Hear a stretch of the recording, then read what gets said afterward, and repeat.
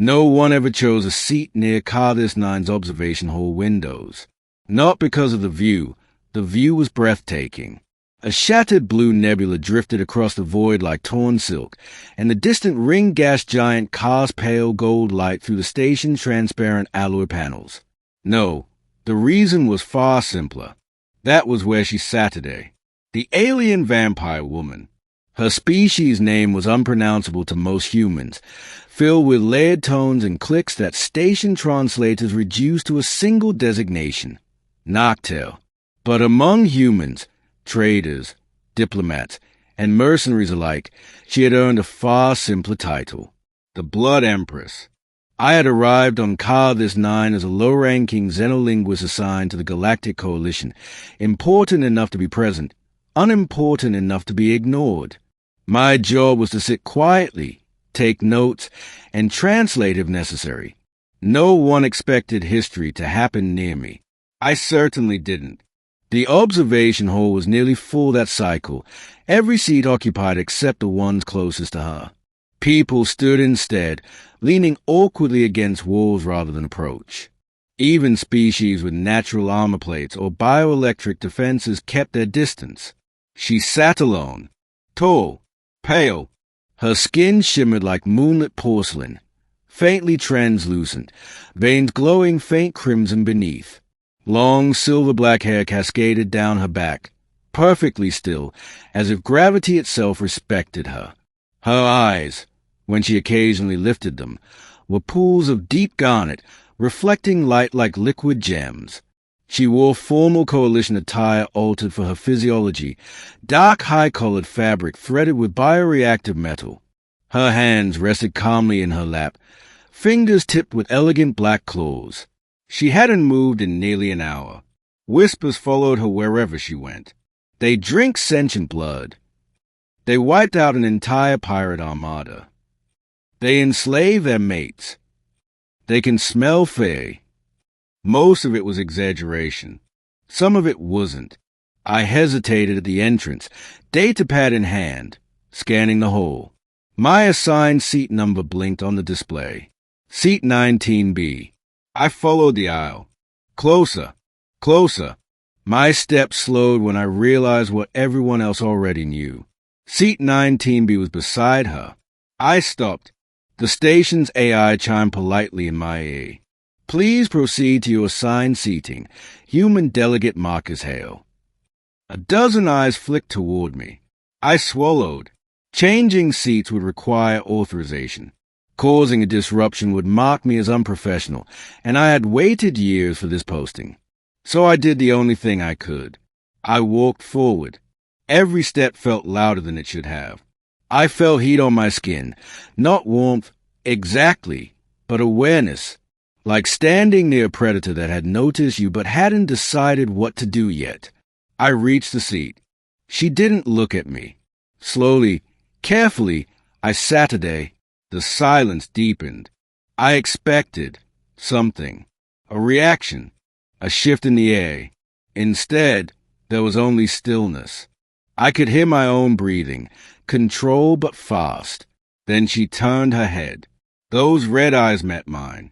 Up close, she was devastatingly beautiful in a way that didn't feel human at all. Too symmetrical, too precise. Her gaze didn't blink. You are unafraid, she said. Her voice was soft, low, musical, with an undercurrent that resonated in my chest rather than my ears. I nearly laughed at the absurdity of it. I wouldn't say that. Her lips curved faintly. Not quite a smile. Yet you sit. I shrugged, forcing myself to meet her gaze. Assigned seat. A pause. Then, something unexpected. She chuckled. The sound was quiet, restrained, but real. A few heads snapped in our direction. You are honest, she said. That is rare. I exhaled slowly. So is sitting alone when everyone's afraid of you. Her eyes softened, just a fraction. Fear is efficient, she replied. It keeps distance. The whole lights dimmed as the coalition briefing began.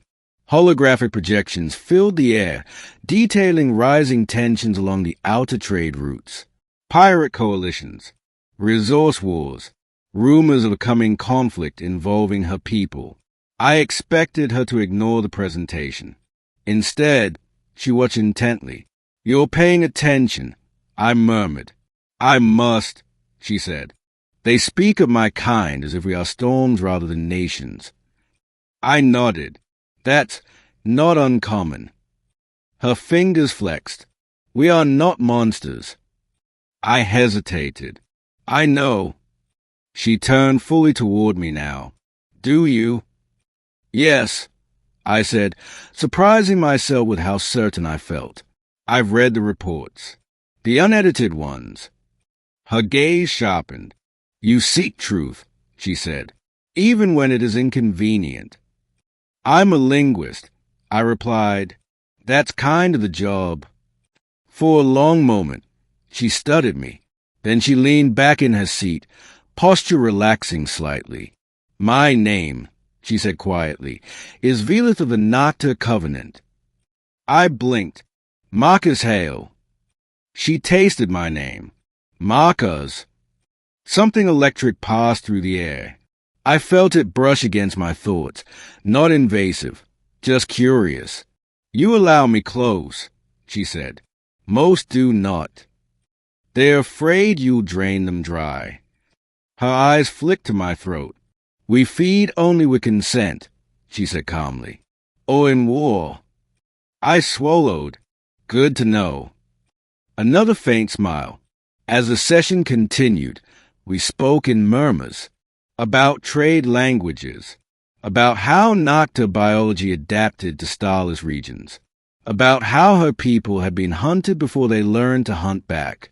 When the meeting ended, no one rushed forward. They watched us instead. Vila stood. She towered over me, yet her presence felt careful. "You will be targeted now," she said, "because I sat next to you." "Because you spoke to me," she corrected. I sighed. "Figures." She extended one clawed finger toward my wrist, stopping just short of contact. "If you wish protection, I will grant it." The whole held its breath. "I didn't talk to you for protection," I said. Her eyes searched mine. "Then why?" I considered the question. "Because you looked lonely." Something ancient flickered behind her eyes. She lowered her hand. "Come," she said. "Walk with me." We left together. By the next cycle, rumors exploded across the station. The Blood Empress had chosen a human. Some said I was enthralled. Others claimed I was bait. A few whispered that I would be dead within days. Instead, doors opened. Diplomats requested my presence.